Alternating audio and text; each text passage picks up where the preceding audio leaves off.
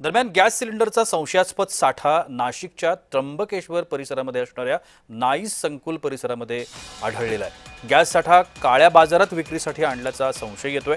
दुसऱ्या ट्रकमध्ये व्यावसायिक सिलेंडर देखील होते आणि तो देखील साठा हाती लागलेला आहे। पुरवठा विभाग आणि सातपूर पोलिसांनी या संदर्भात संयुक्तरित्या एक कारवाई देखील केली। संपूर्ण ट्रक आणि वाहतूक करणाऱ्या रिक्षा म्हणजेच ट्रकमधून हे सगळे सिलेंडर्स दुसऱ्या ठिकाणी नेण्याकरता ज्या रिक्षा वापरण्यात येत होत्या त्या रिक्षा ताब्यात घेण्यात आलेल्या आहेत। चालक आणि या संदर्भातल्या एका व्यवस्थापकाला देखील पोलिसांनी ताब्यात घेतलंय आणि या सगळ्या संदर्भातली पुढची चौकशी सुरू आहे।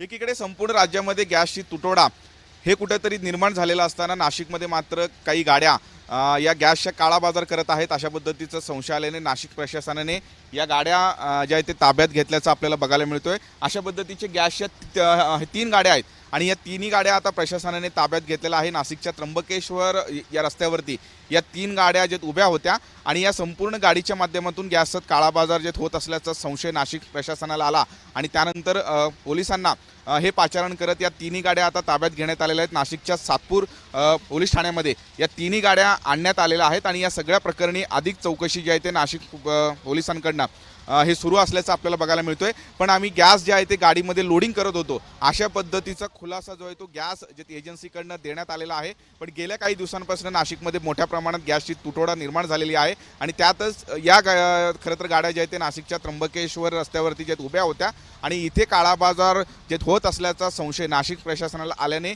या तिन्ही गाड्या आता सातपूर पोलीस ठाण्यामध्ये आणण्यात आलेला आहे। या सगळ्या प्रकरणी नाशिकच्या सातपूर पोलीस ठाण्यामध्ये हे तक्रारसुद्धा दाखल करण्यात आलेला आहे आणि अधिक जी चौकशी आहे त्या या सगळ्या प्रकरणी नाशिक प्रशासनाकडनं केला जातोय। त्यामुळे या सगळ्या प्रकरणामध्ये आता एकूणच तपासामध्ये काय समोर येतो हे बघणं महत्त्वाचं असणार आहे। व्हिडिओ जर्नलिस्ट दीपक सह मी किरण गोटूर, जय महाराष्ट्र न्यूज, नाशिक।